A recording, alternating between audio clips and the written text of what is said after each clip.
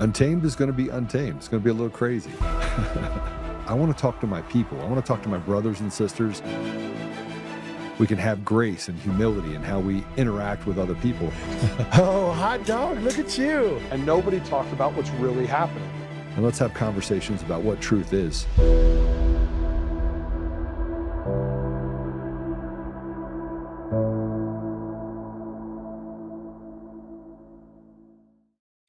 I had duplicated a ballot earlier that day. It was quite open. It worked well. I was asked by a table supervisor to participate in it. The ballot was stained. We worked through it. Everything was cool. We went to this one, and they were duplicating it, and I told the table manager that I needed to see those results, and he said I couldn't. And I said, why not? This is my job. I need to be able to see what the differences are between these two. And he said, no, duplicating ballots is just like voting. It's a personal endeavor, and I was not allowed to look at it. I stayed there for 4 ballots, and it all happened the same. I asked to challenge the ballots, and he said he would not be doing that. What else is there? Okay, I am also an engineer, so let's get to some of that.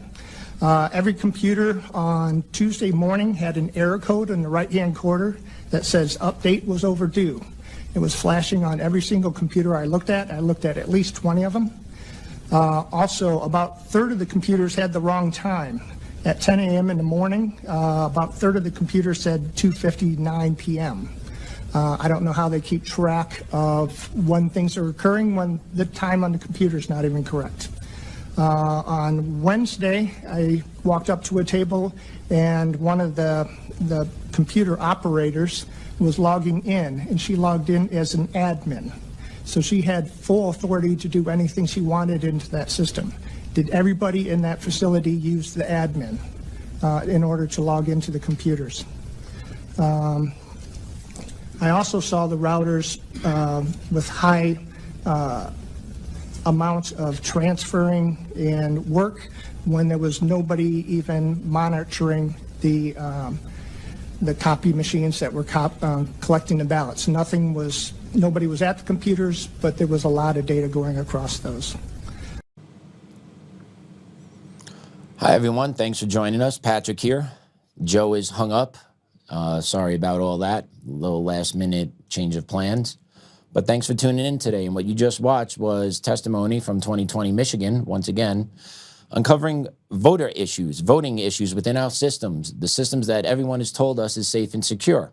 Well, this safe and secure system has led to the degradation of our society because it is not safe and secure. It is a system that chooses selected leaders to impose political will on the American people that they don't want. The American people don't want what is going on in our society, haven't had for a while now, but yet it keeps getting shoved down our throats and in our face, right? And we got a great guest today, Mike Ariza, returning. He's going to talk about the energy crunch going on in California. But it's not just only in California. The energy crunch is going on all over the United States. The prices are going up, and we all know when prices go up in energy, everything else runs in line with that. Prices go up all across the board. So before we go any further, Mike, welcome to the show. Hello, Patrick. Thanks a lot for having me on again. I truly appreciate you using letting me use your venue to get the word out about how bad things are in California, and they're getting exponentially worse at this moment.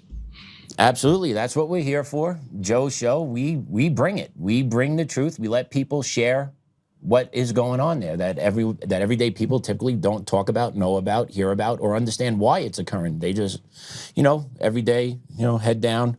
I'm working 9-10 hours a day. Don't know really what's going on. Oh, I got to pay this much. No, but this is systemically being done to us. Correct, Mike? Is this purposely being done to us? What's happening, you have to be so dumb to not realize what's going on that I could come to no other conclusion that it is intentional. Yeah, fair. I want to play this clip because we just finished with Michigan in 2020. Now, this is another clip from Michigan recently from the House Energy Committee.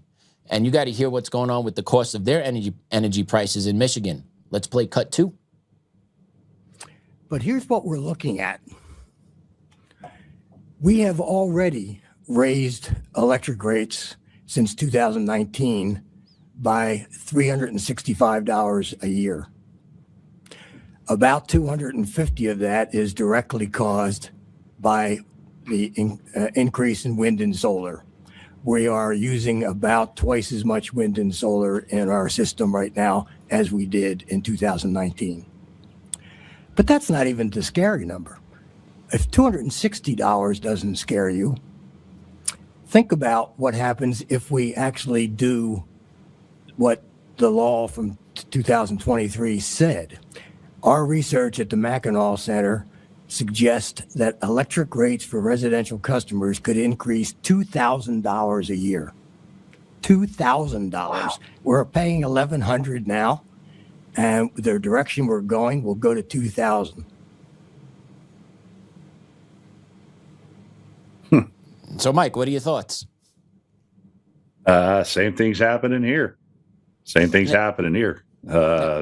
Now, didn't they push this for a while, though? Like, alternative energies will actually, like, reduce cost over time? Or am I just, like, not remembering this correctly? Yeah, no, you got it, Patrick. That's so they're pushing that everywhere. Yeah, it's going to reduce your cost, and it's had the exact opposite effect. Yeah, so what are we supposed to do about this? What's the answer here? Because Michigan's not the only state. California, we're going to get to in a little bit. Maryland is also on the docket. It seems like all these blue-dominated states that have these same types of energy principles wind up hitting their base, their constituents in the pocketbooks. Why is this? Because they need to reverse course. They need to reverse course. A lot of the power plants in California have shut down. They totally rely on the solar. One thing I found when I'm running the campus, you can see the kilowatts just dropping way off. Same thing, cloudy days.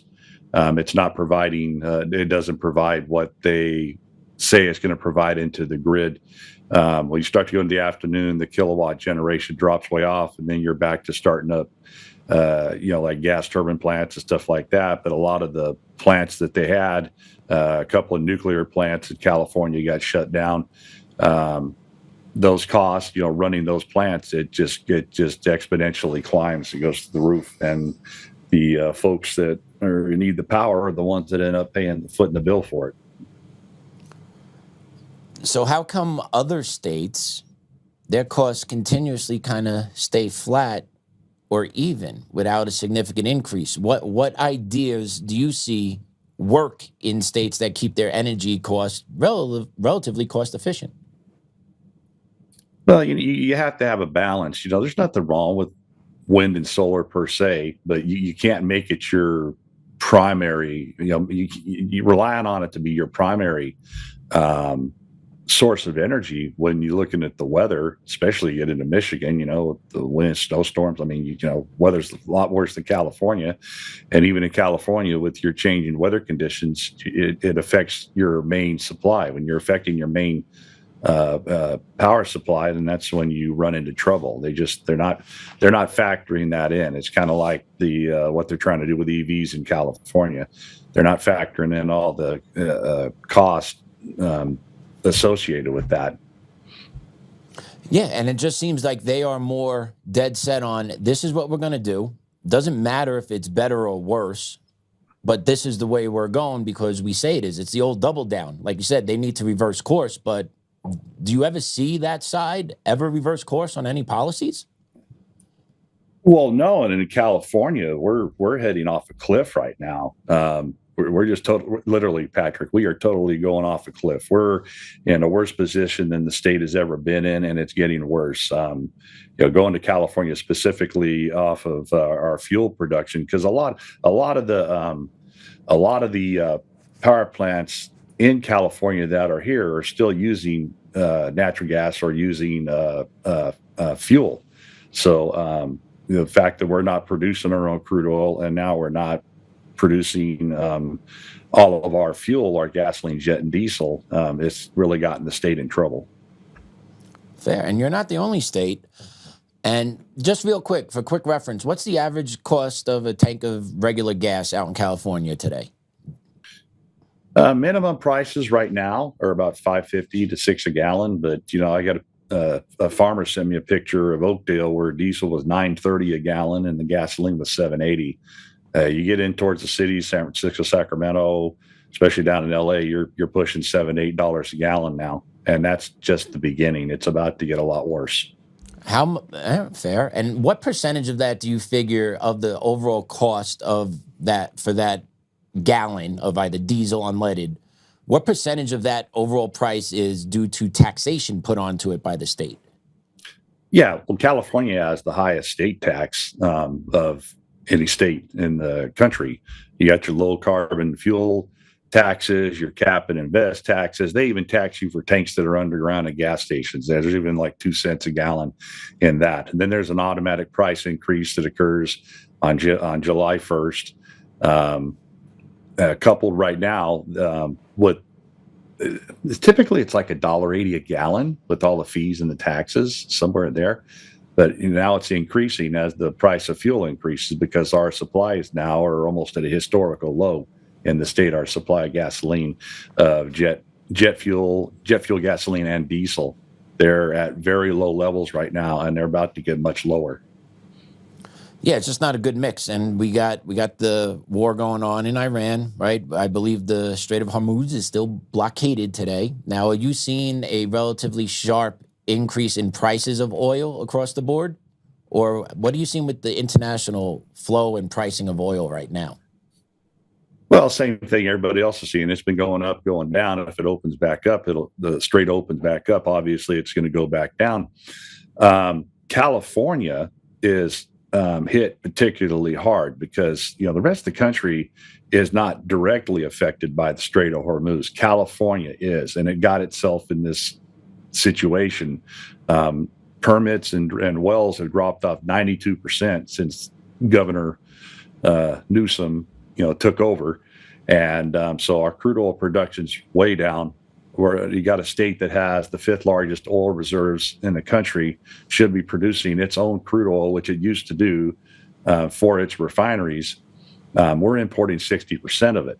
So right now we have a bullet coming at us from the imports from Asia, from India, South Korea, Singapore, and China. They stopped shipping us fuel about March 20th, I think it was. They stopped shipping fuel across the ocean to us. Because they had to cut all their refineries back from the Strait of Hormuz because they get all their crude oils coming from the Middle East. California, this is the ironic part of all. I've told people back in the 70s, excuse me, when we had a crude oil embargo, once the crude oil came back, we still had the refineries to come back up and get us out of the trouble we were in and the country lined out. But now California, we had 40 refineries. Now we're down to 7. So with that crude oil import from the Middle East that California has taken, no place else in the country's taken. It's just California. Right now, our refineries are cut back. Their rates are cut back. So we are making less jet fuel, diesel, and gasoline with the 7 refineries that we normally would. And now we got these imports that are about to drop off the cliff. They're stopped. So we're going to, California, unfortunately, in about 2 or 3 weeks is going to start seeing shortages across the entire state, and it's going to cascade into Reno, Vegas, and Phoenix. I suspect, knowing the numbers, moderate to actually severe shortages. That's where we're heading. And that'll creep up nationally, would you figure, eventually? It shouldn't affect nationally. It's California's own special policy problem created by the governor and the rogue Air Resource Board, the Energy Commission. It's solely a problem created by California. No state in the union is dependent on jet fuel, diesel, and gasoline production like California is. You're relying on foreign sources. Australia, New Zealand, the Philippines, they all, they went in down the same path California did, to where they're totally relying on imports. And right now, Australia's rationing big time. New Zealand's a basket case. The Philippines, they're in trouble. All of the countries like South Korea that supplied their fuel, India, Singapore that supplied their fuel, they had to cut back because the crude oil from the Strait of Hormuz got cut back. So those refineries had to, all of them. Andy Waltz confirmed it a couple of weeks ago that all of the refineries, Chevron refineries in Asia, are cut back. They are on reduced rates, which means those, if you have a Chevron refinery that's in South Korea and you cut back, you got to take care of South Korea. Right. You can't ship the excess off anywhere, California or any other place, that normally would receive fuel, Australia, the Philippines. So we're in that pool with the other countries right now that are rationing and hurting, and it's about to hit us. The last of the ships that have been loaded with fuel, probably about a week now worth of them, but after that there's nothing behind them. There's a huge hole, and it's going to last for months, because we're importing 40 to 42% of our fuel is imported from these foreign sources. You're talking about the state of California. Just the state of California, and Reno, Vegas, and Phoenix are totally dependent on us. So it could hit a couple of states. Looking at, it's going to be the whole West Coast, Nevada, up Washington, Oregon, the whole. It'll affect Washington and Oregon too, but Nevada's, there's no seaports there. Nevada's just, they're hosed. They're going to be bad shape. But it's going to be the same thing. It's going to California just work its way right on through to those states. But Nevada and California are going to be the ones hit the most. Military, jet fuel. Like 2.5 weeks ago, South Korea, the professor was we did a town hall at Chico State University. He got a text in the middle of it, and the text was, South Korea just stopped shipping jet fuel to us. China shut off diesel and gasoline like 4 weeks ago.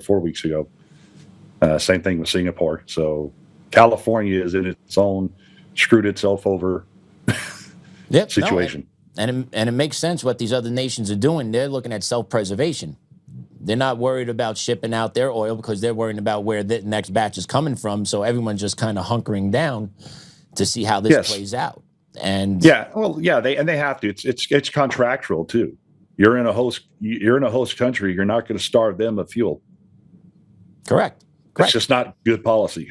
No, I absolutely makes sense. That's business. That's their business. And if in Indonesia, right? If you're dependent on fuel coming in that you got to refine to send out, but your country's going to need that fuel because you're not sure when the shipments are going to be coming. You're going to be holding on. Yeah. You're going to be holding on to that. And from what I've seen, I don't know if there's any timetable for how or when the strait's going to open up. Have you heard anything or know anything, or I haven't heard playing out? Well, as far as the strait, it'll open up. I'm really impressed with the president's strategy right now. But California is its own animal. Back in when I first collaborated, met Assemblyman Ellis and Professor Miche, we had a meeting, and then back on October 21st, we wrote our 10-page report on force readiness and the impact of the military and what California's policies were doing. We called for the Defense Production Act to be invoked under the Supremacy Clause of the Constitution.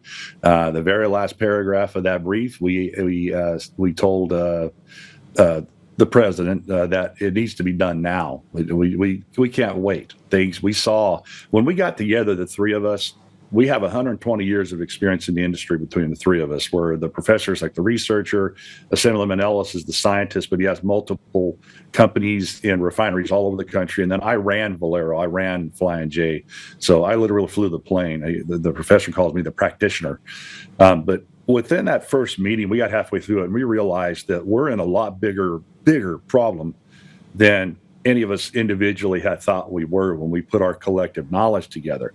So the professor went to Washington, D.C. That brief was published on October 21st. Then, before Phillips and Wilmington shut down and before Valero and Benicia shut down, Andy Waltz, CEO, 2 weeks later on September 5th, I'm taking this off an interview he did. He said, I think we are already at that crisis mode. I think we're already there. So here's the CEO of Chevron saying California is at a crisis mode. And California, its governor, its air board have been at war with the refineries for 20 years. They need to sit down. They need to change the way that they are doing business. It's affecting multiple businesses, especially the cap and trade, which has resulted in a lot of businesses leaving California, not just refining. Then what happened? Wilmington shut down on October 17th, and we were concerned. The three of us were concerned that when it shut down, we would reach the limit of our infrastructure in the state to offload fuel tankers. If the fuel could be made elsewhere, which they were able to do, that we would actually reach our limit at a limit of our ability to offload the tankers as they showed up.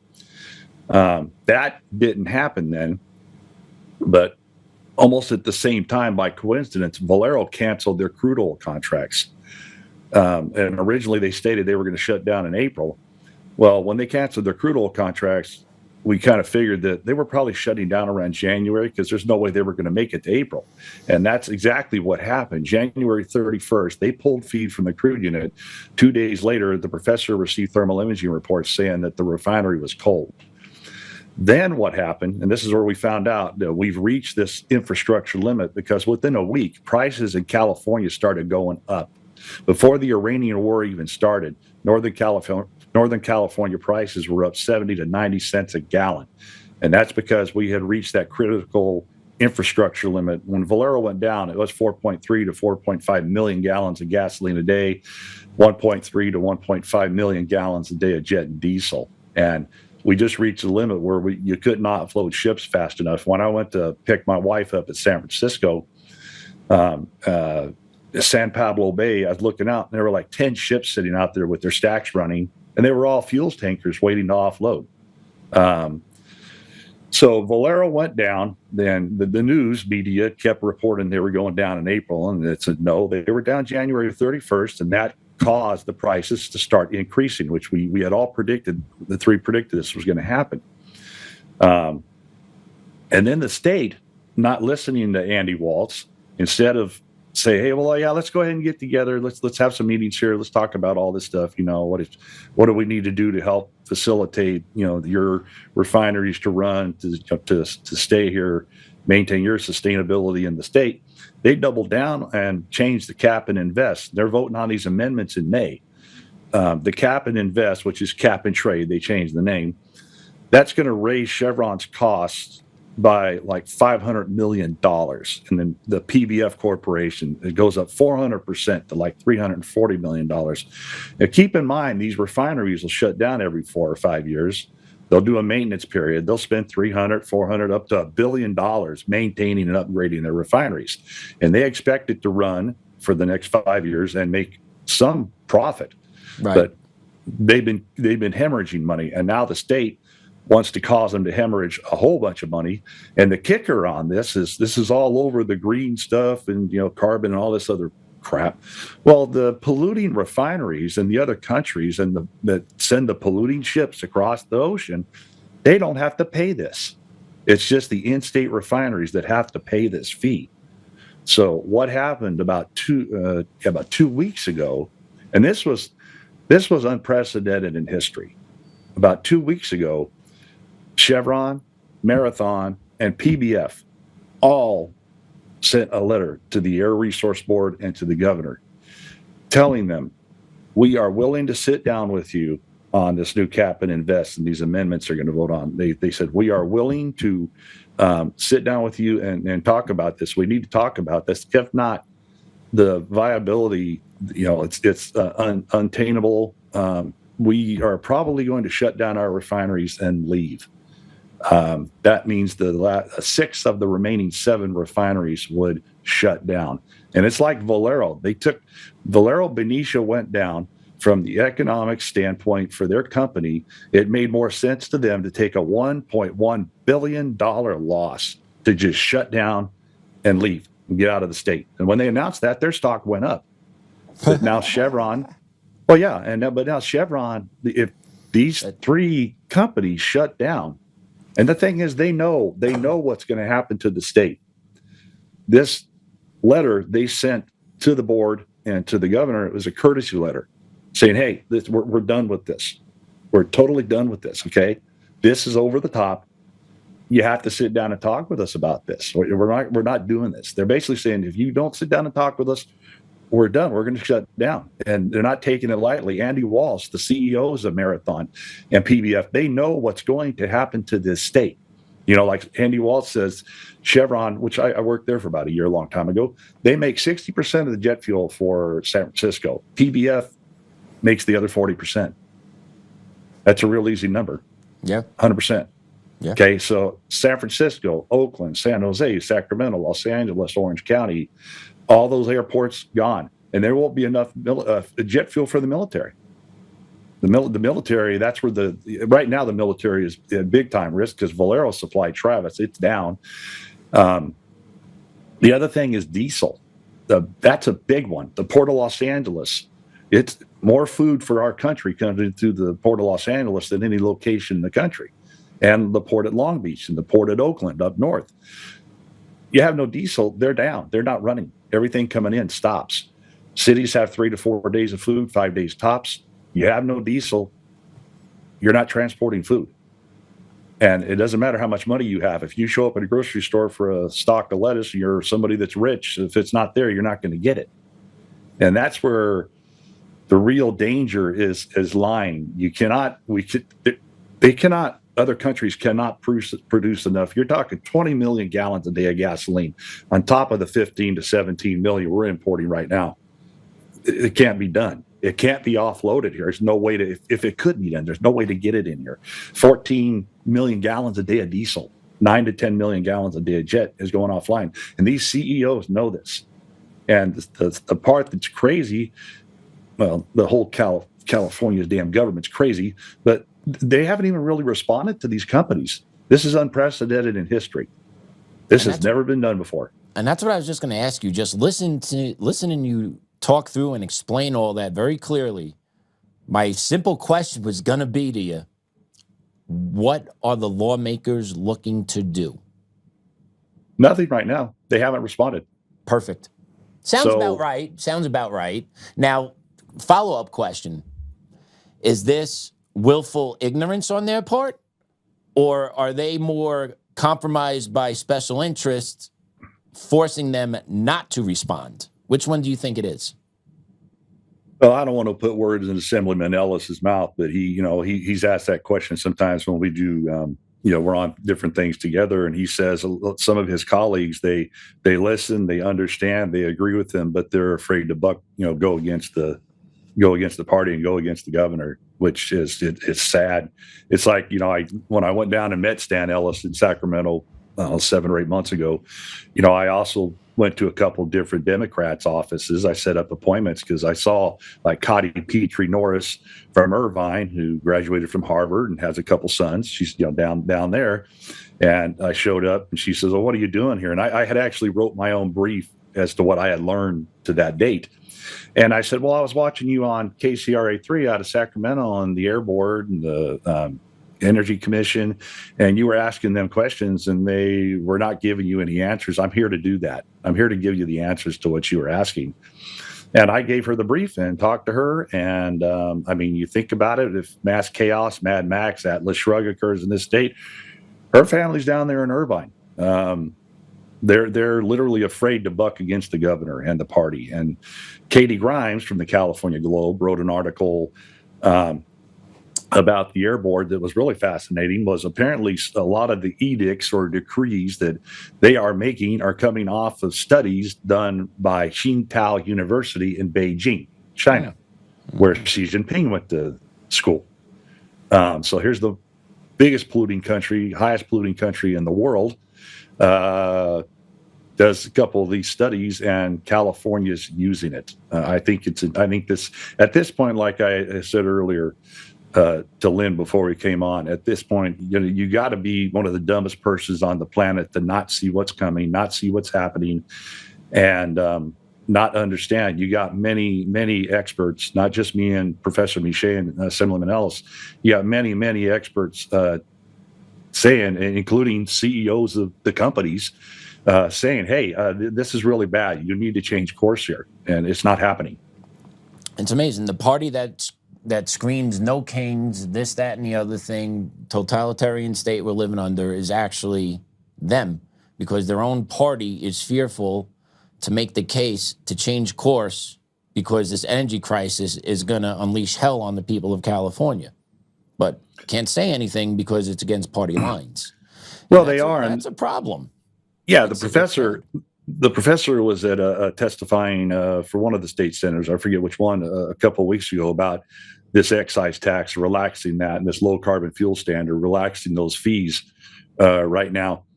And he went up there, came up from Pasadena, and he does all this on his own dime, and he does phenomenal reports. And he said the thing that stunned him, and it's just got him. He says, not one Democrat asked him a question. Not one single Democrat after he finished asked him a question about anything. So yes, it's to that point. So what's going on now? The professor, along with Professor Miche, USC, and I believe it was Professor Richter from Berkeley, they got together and they wrote 7 executive orders, sent up to Washington, the executive orders that they think that need to be done that could get California out of this crisis. They also sent a 2-page letter yesterday, the day before, about the shortage, about how short the inventory of the state is of gasoline with the diesel, and when we are going to start having shortages, and their best estimation, educated estimation of how serious the shortages are going to be. Some of those were to restart the crude oil off the outer continental shelf, to actually reanimate the Valero refinery, get it back online, which we need to do while it still can be brought up online. So we go back from October, and that one, the op-ed you have I wrote, we go back from October where we're saying we need the Defense Production Act now. And Austin, let's put that up. Let's put that up on the screen at least, so our viewers can see it. And if you can get Mike and me together with it, that'd be great. I know I'm asking a lot right now, buddy. Sorry. That's going to be B2. Thanks, buddy. All right, Mike. He'll be working on that. But let's talk about that op-ed. It's from military threat to mass starvation, right? That's the title I'm looking at. That's correct. Yeah, and it's talking about just today, the California Globe posted a report on executive orders for the president's considerations. Now, what you said there were 7 of them? Yeah, they wrote 7 of them. Okay. They took a lot of time. If we had a diagram of what we need to do to fix this problem, what do we need to do? So they basically wrote the 7 executive orders to give President Trump a guide on, we need first of all, you need to invoke the Defense Production Act immediately. I mean, we needed to do it months ago, but it needs to be done now because we're on the edge of a cliff now. People, and the thing is people, and just like you said, they're doing their thing, they're working, well, people are seeing they're getting hammered with the prices, but folks don't think beyond that. What exactly is really causing this? They hear Trump, the Iranian war. Well, Trump, they get that hammered in their head. Well, our critical thinking in our country, and especially in California, is gone in the toilet. You need to look back and go, why are these prices going so high, and what's next? So many millions of people don't ask that question. Oh, well, what's next? Is this the end? Is it going to come here and hold, or what caused it? What really caused it? And where are we going from here? Well, right now we're going to go to prices that we've never had in the history of the country, and then we're going to go to shortages that we've never had in the history of the country. I mean, not since like World War II, but then we didn't have shortages. We just rationed for our military purposes to fight the war. But California is about to go through the biggest shortage across the entire state, cascading into Nevada and Arizona. And the whole purpose of those executive orders was to give POTUS guidance. Invoke the Defense Production Act under the Supremacy Clause. Do it now. And these are steps we think will help expedite the repair the damage that has been done. And like bringing Valero up is one of them. Bringing crude oil production up is another one. And they already did that. They started up the 3 offshore platforms. So they're pumping 50,000 barrels a day into the state now through pipelines to the state. So we're at that point.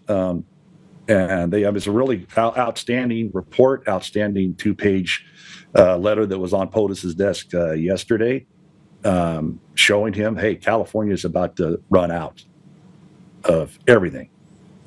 So, Mike, we got your letter shot ready. Austin, let's put that up there. And Mike, if you want to just talk our audience through some of this point so they could get the gist of this letter. I believe it's a 4-page letter. Op-ed, sorry. Keep saying letter, it's an op-ed. I do not want to discredit that whatsoever. Yeah, none taken, brother. So, well, go ahead. I'm sorry. No, I was just gonna say, go ahead, Mike. Go for it. And Austin will scroll as you're going through what you want to hit on these points to make sure. Can you see it? I can't see it. Oh, I'm sorry. All right, let's see here.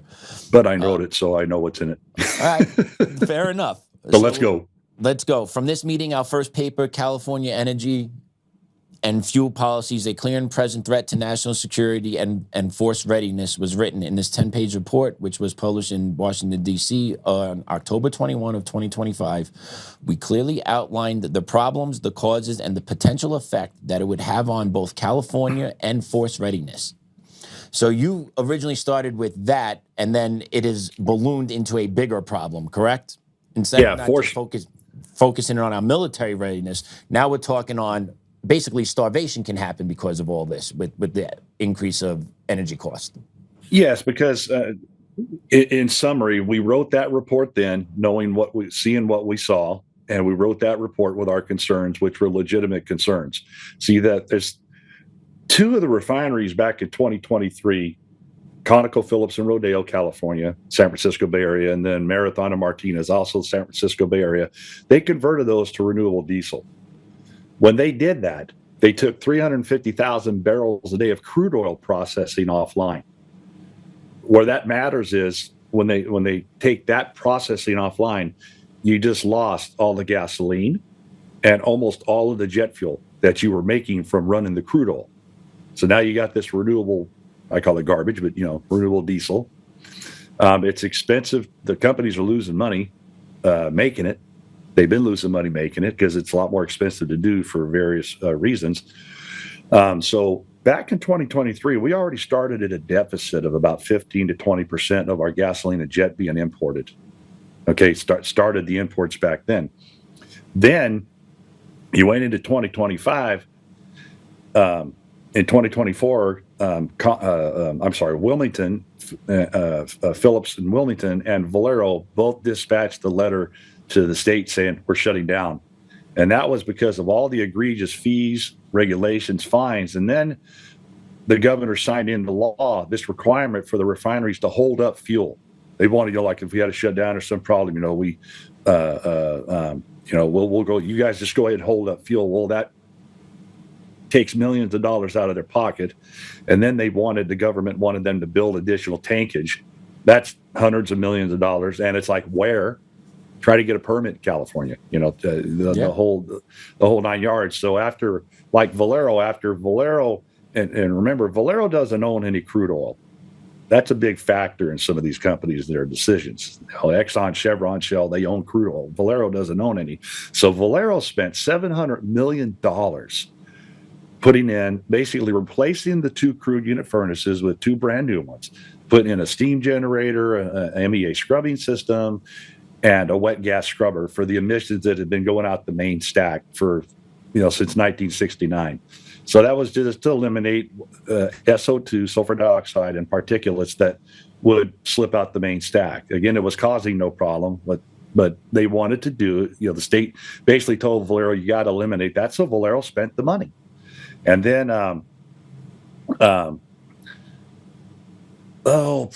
probably like 10 months ago, year ago, maybe about 10 months ago. No, before that, a little over a year ago. Anyway, the Air District fined them the largest fine in the history of the state, the Bay Area Air Quality Management District, on their hydrogen generation unit, which makes hydrogen and CO2. It's the cleanest unit in any refinery. And the state was claiming, well, they're discharging, for like 15 years, have been discharging carbon, cancer-causing agents and discharging reproductive harm agents.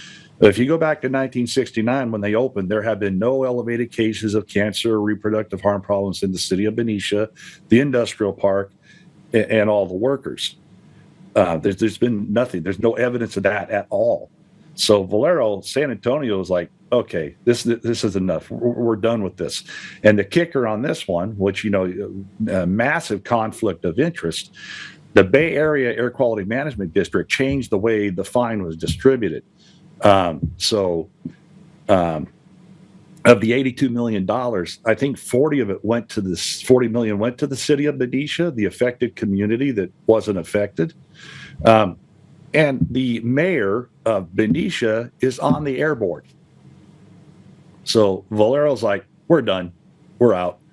The state tried to court them at the end of November, offered them like $240 million. Hey, we'll give you this money. Could you guys go ahead and stay open? And Valero said, no, we're going to take $1.1 billion loss and we're out of here. We're done with you. So that, it went from there. And then all of the, we reached that infrastructure limit. Valero went down. Travis's jet fuel supply went offline. Now Chevron has to make it. So we're basically importing what Valero made, diesel jet gasoline, trying to import it, but we can't import that whole amount. We're at the infrastructure limit. And then like I said, with the cap and invest, you got CEO Andy Waltz back in September saying we're at the crisis mode now. We're there. September, 2 weeks after our brief. Wilmington shut down. Valero shut down, and then the state, instead of listening to Andy Waltz, and I'm sure he wasn't the only CEO telling the state, "Hey, you guys need to work with us here. Your industries are leaving California left and right. Yamaha, Budweiser, a whole bunch of industries they're shut down and leaving." The state doubled down with that cap and invest, and then you have the three letters from the companies, again, unprecedented in history, never happened before, basically threatening to shut down if they don't negotiate with them on the cap and invest. That's where they said, we're done. We're drawing the line right now. This is the line. And then the professor and his colleagues, Professor Miche and his colleagues, went ahead and drafted the executive orders. Also, again, say, hey, you need to end votes. You got the Defense Production Act for the offshore oil platforms, and that oil's restarted. But it's not going to do us any good when all of the refineries in the state are shut down. It's not going to do us any good. No refineries, crude oil is pretty much useless. Yep. And everybody sees that. The CEOs see that. They know what's going to happen to California. So at least from October all the way till now, we've been, us and the CEOs and different people in the industry have been saying, hey, you got to do the Defense Production Act for the refineries. You got to save the damn refineries. The refinery industry is crashing, and the state's going to go in the toilet. Yep, and you need that to produce gas and fuel, plain and simple. Well, jet fuel, diesel. You need to refine the oil. It doesn't go from the ground into the machines. There's a process to get the oil ready for the machines, and if you don't have that process to get the oil ready for the machines are no good, and the oil is no good either. And a big one with the military is if Red Hill in Hawaii is down. They used to be the big fuel supply, but that's been shut down. So now we have, I think, in Guam, maybe Australia. Well, look at Australia right now. They're choking. They're rationing. If something happens to those fuels terminals, it's California supporting the entire military. If there's some type of issue in the Indo-Pacific theater, it's going to be California mainly supporting it. And then, it's, I heard one time it was like, hey, China, will you please keep supplying us with jet fuel while we're defending you against Taiwan? You mean the other way around? Well, that's what I mean. You're gonna keep giving us, supplying us jet fuel in California because we were stupid and we shut down our damn refineries. Yeah. We made them all shut down, and now we can't take care of ourselves. And right now, that's where we're heading with the shortages, because we can't refine our own. This whole state was like a country. Yeah, it's huge. It's huge. It's huge. The economy was huge. Self-sufficiency should be self-sufficient, if not dominating the American economy. Yes, and it used to be. Building ships, building planes. In California, building nuclear submarines on Mare Island. California is the 5th largest reserve of oil in the country, and it used to actually export crude oil. And it had crude oil supplied for all of its refineries, and all of its 41 refineries back in the day made all of the fuel that California ever needed. That's why, you'll hear it's an energy island. Well, no pipelines were ran to California because it didn't need it. The rest of the country needed to interconnect, from the Gulf and up in the refineries in Oklahoma and the East Coast, that they needed to interconnect to the rest of the states with their fuel and the crude oil runs. But California never needed it. It wasn't until Newsom and these Democrats got a hold of got a hold of that industry, along with many other industries, but especially this one, because this is 8% of California's GDP. Okay, the refining industry. If you lose that, you don't have the other 92%. You're down. That's a big number. And you sent us this picture. Let's put this up, Austin, B3. It's a picture from a gas station. You got this purple sign. California has the highest gas taxes and fees in America. Is this that? There it is, right there. Is this a movement going on in California? These signs going up all over the place. Are you behind this? What do we got with this? Or is this just bringing awareness? What do we got? Straight up, that is Chevron trying to cast out a lifeline to the state. There's another sign that's much more prevalent where it shows. Let's go to B4, Austin. Let's go to the other one, right? You talking about the one about Sacramento? I believe that one right there. Sacramento policies did this. Yeah, I talked to Mike Umbro a couple of days ago. He said they're coming up. Those signs are going up all down in San Diego. They're going up in the entire state. It is a campaign by Chevron to make awareness, because, like I said, Pat, the CEOs, they know what's going to happen, and Newsom, they blame everybody but themselves, especially Trump. They blame the war, which it's totally California's policies by the governor and by this rogue air board that have caused this. And this is Chevron's. I call it Chevron's last ditch effort to bring up awareness. It's like, people, you're pulling up to the pump. Here's this big sign. Here's this QR code. Check it out. Okay, this is what's really going on. You're not being told this. They're trying to bring up awareness so that the public will start screaming at the governor and start screaming at the the Democrats in the legislature and say, hey, we're done with this. You guys need to fix this. You're telling us one thing, the news is telling us one thing, but looking at this, and then what's going to be interesting is when I'm assuming Trump is going to invoke the Defense Production Act sometime real soon in the near future. What's going to be interesting to see what the state does when we have people in gas lines.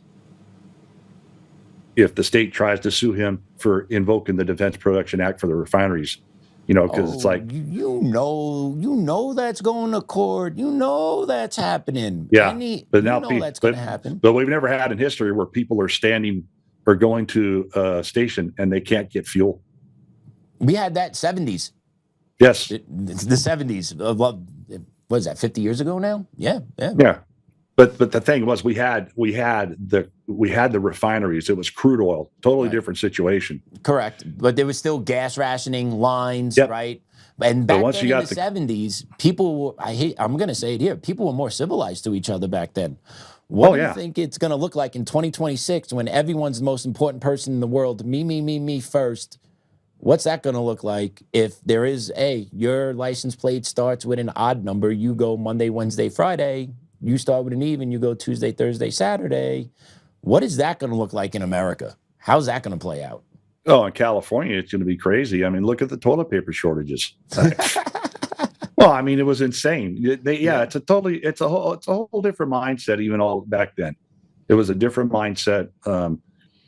I would like to say we were much more resilient. We didn't have our phones or iPads. I mean, I can see some of these people, Gas Buddy says there's gas over here. And they go over to this other gas station. Oh, man, they're out. Yeah. What the hell? My car's on empty. What do I do now? Yeah, no, it's going to get crazy. It's going to get insane. That's what we're worried about, is total civil unrest. And if it starts to affect the food chain, it's affecting prices big time already. It's been affected. People just kind of doing their thing. Gasoline's way up, diesel's up, food prices are going up big time in the state too. What do you think? Have you heard about the problems or pricing of fertilizer that is going to be possibly hitting us, not this season, but I believe I heard in the fall, the planting season, the fall planting season, supposedly the pricing is really going to shoot through the roof on the food because of the fertilizer. Well, that same farmer that I was talking about, red dye diesel, it was $2.80 a gallon in December, and a big rice farmer up here said they bought 1,000 gallons of red dye diesel. It was $5,800, so it more than doubled. Their fertilizer got so expensive they tore their contracts up. Wow! And said we can't do it. We just can't do it. And that's another thing that nobody's talking about is the price food of the fertilizer pricing and that impact that it's going to lead on our food supply chain and the price. Well, and ours in like the African continent, the planting season right now, you got urea, ammonia is made in the refineries. It's actually it's a byproduct of the refining process, but it's, you got your nitrogen and your urea and all that. Yeah, the supplies are running low big time. But yeah, I won't say their name, but they're not alone. It's her reply was a lot of farmers are going to leave the state, shut down, or they're just going to go bankrupt. We cannot afford this. And once again, there is no reversing course, though. So rubber is going to meet the road, and the people that are going to pay the price are the everyday Americans who don't want anything to do with this. Just the same with everything else. Like the everyday Americans don't want to deal with this, but yet politicians keep prioritizing special interests, ideologies over what actually is just practical and best for Americans. And that's going to lead to some problems on the streets. Once people are told they can't get their gas when they want, people can't afford the food that they want. They don't have the food that they want. Right. And what is it? 72, what are you, 3 days before you're in a war? If you're 3 days without food and just watch what people will do? I think there's 3 or 4 days. Yeah, 3 or 4 days. I've had extensive discussion with this with retired Brigadier General Holt, who's really a logistician with in the Air Force. Had a lot of discussions with him. He flat out says 3 to 4 days. I said, yeah, I agree with that number, but it's I don't want to fearmonger, but this is reality. This is real. It's really happening. We're two gentlemen having an honest conversation using critical thinking skills. Typically how and why dominate to uncover what's really going on. And we're just talking. It's no fear mongering. It's just, this is where it's going if course isn't changed or course is reversed. And it's the reality. You can't just ignore the problem. You can't say it's going to self-correct, because it's not. It's not going to self-correct because it wasn't made this way. It was made by the policies you guys put into place. And if you don't change these policies, like you've said, we're going to go off a cliff you're going to go off a cliff in California. Yeah, Pat, the real big problem, we mentioned the 70s. If we're going to experience shortages here, that's just a fact. They shut off fuel to us. Asia did pretty much on March 20th, March 23rd, somewhere in there. Yeah, we're going to experience these shortages. And the big point with the 70s was when the crude oil came back, we had the refineries to get us out of the trouble, start making all our fuel again, and bring us back up online, get the country back off its knees and run on down the road. We don't have the refineries to get us out of this shortage. We have the oil. We don't have the refineries. We don't have the refineries. We could produce, but we choose not to. Well, that's part of it. We could, push comes to shove, we could get the oil. We should be producing our own here. Absolutely. Correct. But the refineries right now, you look at it a month, 2 months, maybe 2 months minimum, where we're going to be in a shortage situation. Even if things turned around tomorrow and India, and all these countries started, crank right back up, you're looking at another month and a half to 2 months before those fuel tankers will start to arrive here. Yeah, you got a long ways to go across the oceans. They got to come back up. They got to get the tankers there. They got to fill the tankers, then to get them coming across the ocean, and all of that time, we're going to be sitting here sucking wind in this state. I hear you. Just bad. And it's a problem because California is supermajority. So this is strictly done by one party rule in your state, right? Correct? Oh, absolutely. Yeah. Yeah. I envy my colleague and friend Assemblyman Ellis, because he gets in there and tries as hard as he can.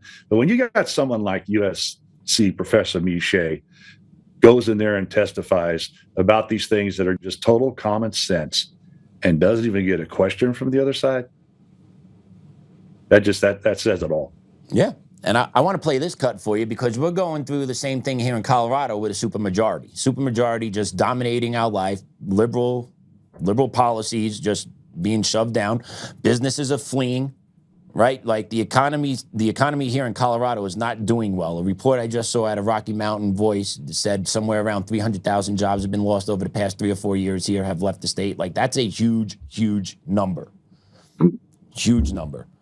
And I want you to check out this video, and I want you to give me your thoughts. Let's play cut 2, Austin, about Democratic control in Colorado. Since Democrats took full control of Colorado's state government in 2019, they've passed over 100 bills creating tax credits that reduce Tabor refunds. The biggest drain? Green energy subsidies. They started with $5,000 electric vehicle credits, then expanded them in 2023 to cover heat pumps, e-bikes, and industrial upgrades. These programs take $90 to $130 million a year from refunds. Then they added more credits for families and renters. Democrats diverted over $2.3 billion from Tabor refunds between 2021 and 2025. That's an average of $736 lost per filer. Money families could use for groceries, gas, education, or rent. Taxpayers voted no twice on attempts to cut Tabor refunds. Now Democrats are pushing a 2026 measure to permanently cap refunds and keep more money in government. It's time to repeal these tax credits and restore Tabor's promise. Tell your legislators to stop the theft and put our money back in our pockets. That kind of sound familiar to you, Mike? Oh, it's a clone. It's a clone. I mean, they're in bed with each other. It's a clone. This high speed rail. It's the rail to nowhere in California. I've driven through it a couple of times. It grows a little bit here or there. I forget how many billions of dollars. Not a track has been laid. And it's all a boondoggle, and it's a shakedown. It's absolute shakedown of the public, and the people that are working, the people whose lives depend on these extra $1,000, $2,000, $3,000. They're the ones getting hurt and crippled, and those people don't care. They don't. And $1,000, $2,000, $3,000 in the everyday average American's pocket at the end of the year means something to them. Yeah, that's the thing. It's like like that ad said, your food, your gas, especially here. Food and gas going through the roof now. It's a way I could invest for my kid, make sure my kid is set up in the future, right? Just they constantly take. And I don't know if you know this or not, but Colorado actually had over $1 billion surplus budget 5 years ago. And now we're operating in a deficit because of these policies over the past 4 years. Since 2020, it's been off to the races. Let's go broke. And that's, go ahead, Mike. That's incredible that, Colorado is not nearly the size of California, especially populous. No, not even close. To burn through $1 billion in that state, that's insane. Homelessness through the roof, illegal immigration, right? Entitlements, all those things getting paid out in the medical field, in education, right? Housing, all that stuff gone. Now to the place where Colorado is actually operating in a deficit, and you're telling me these principles work. And yet the people in this state want these principles that constantly take more money out of your pocket. If you're a common sense person, you look at this like, this shit's crazy. Yeah, I want my life back. I want my life back. Leave me alone. Stay out of my pocket. Right. And the problem is outside, like, we believe that, but the problem is we have to fight every single day just to keep what we have. It's absurd what's going on in our country. And I want to close with this clip. And this clip is going to be Justice Thomas talking about progressive policies. I want us to listen to this clip, talk about it, and then, Mike, are you comfortable with praying us out? Absolutely. Awesome. All right, so that's how we're going to finish today. So let's play this clip, Austin, C3, and I want to hear Mike's thoughts on this. At the beginning of the 20th century, a new set of first principles of government was introduced into the American mainstream. The proponents of this new set of first principles, most prominent among them, the 28th President of our country, Woodrow Wilson, called it progressivism. Since Wilson's presidency, progressivism has made many inroads into our system of government and our way of life. It has coexisted uneasily with the principles of the Declaration. Because it is opposed to those principles, it is not possible for the two to coexist forever. So Justice Thomas saying it's impossible for the Declaration to coexist with progressivism. What do you think? Yeah, it's a lot of progressivism, in my opinion, is morally bankrupt in a lot of ways. Our country was built on founding for the people, people's rights, and progressivism is the exact opposite. They steal your money, they steal everything, and I just totally agree with the justice. Spot on. And I heard that for the first time today, and that hit me because I feel that way and I believe that way, and I got a Supreme Court justice believing that way. The guy's smart as hell. Yes, he is. So then the question is, what's the end game? How do you have a nation coexist when you have two different ideologies that cannot coexist together? What has to give? Well, we have to push back. We have to push back. We see what's going on in Colorado, California, Washington State, New York, New Jersey, Chicago. New Jersey's about to elect a radical. I don't know if you've been following this, but they have a special election today for a Republican seat to go to Congress because the representative became governor.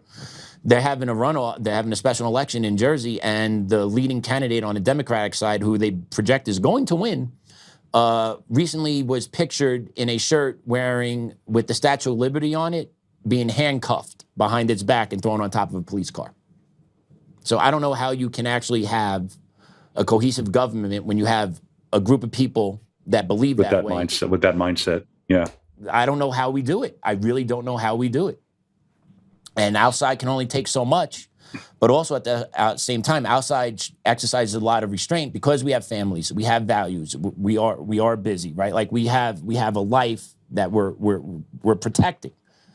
I fear that it's eventually going to come to our front door, and by that time, it's too late. So we are. I agree with you, Pat. We're at a war.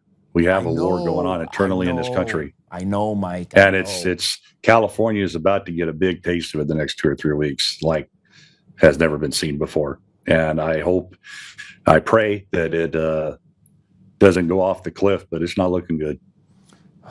I hear you, brother. Me too. We don't want to see our own nation hurt. Like we don't want to see our own people put in a difficult spot, regardless. Like it hurts. It bothers me. Like I truly don't want to see Americans hurt. At the same time, when you have these principles that are constantly being enacted, the repercussions are going to be what the repercussions are. And it's just going to be tough to watch. It's going to be tough to watch. Yeah, we're crippling the whole West Coast right now. And people don't realize that Colorado all the way to Maine, to Florida, the whole country can and probably will be impacted by this. California was that shining star in our country, stronghold, strong economy. It's getting ready to crater. Yeah. Oh, boy. Well, let's hope our politicians wake up. Let's hope. That's the best we can do. Hope, pray, spread awareness, let the people get the information, have the people make a decision, have the people get active. Amen. Well, not yet, Mike. You got to pray us out first. You don't start with an amen. We got to end with an amen. So let's do it, brother. You want to pray us out? You good with it? Yeah. Oh, absolutely. In awesome. Mandarin or English? Your choice, brother. Your deal. No, this is our American citizens are watching this. Hey, God, Father, will you look out after our country? Look out, especially California, Colorado, please look out for Joe's safety and Patrick and Lynn as they run these podcasts to get the truth out, and all the other folks in this country that are patriotic, that believe in you and believe in Jesus. Please be with us. May you have your spirit come down upon us, shine through us, make us that shining light up on the hill again that America once was. But especially again, Father, I'm very concerned about California and all of the people in this state. Please put your almighty hand down on it. You are all powerful. You have the strength and the spirit. Please help us, those that are fighting for this. Please help us to turn this disaster that is coming down upon us, Father. We love you very much. Thank you, Jesus. Thank you for your son. In Jesus' name, we all pray. Amen. Amen. Mike, great conversation today. Beautiful prayer. Thank you Thanks, so Pat. much. Appreciate it. Of course. Everyone, thank you for tuning in. Have a great weekend. Class dismissed.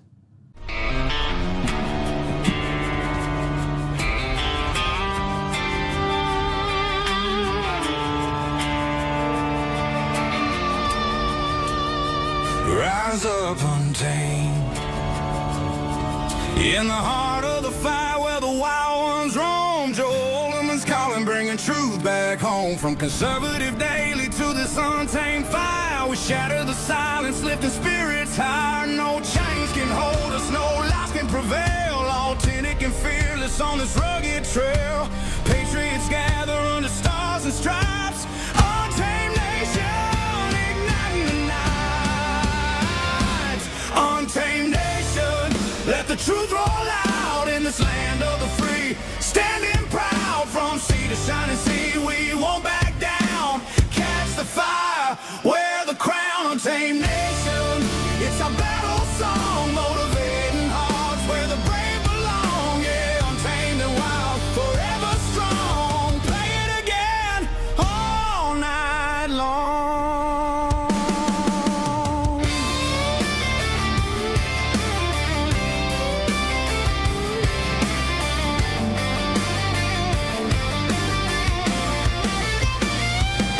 Break the mold, chase the real. No more games, time to heal. Joe's voice leads the untamed crew. Truth matters through and through. Untamed nation, let the truth roll out in this land of the free. Standing proud from sea to shining sea, we won't back down. Catch the fire, wear the crown. Untamed nation, it's our battle song, motivating hearts where the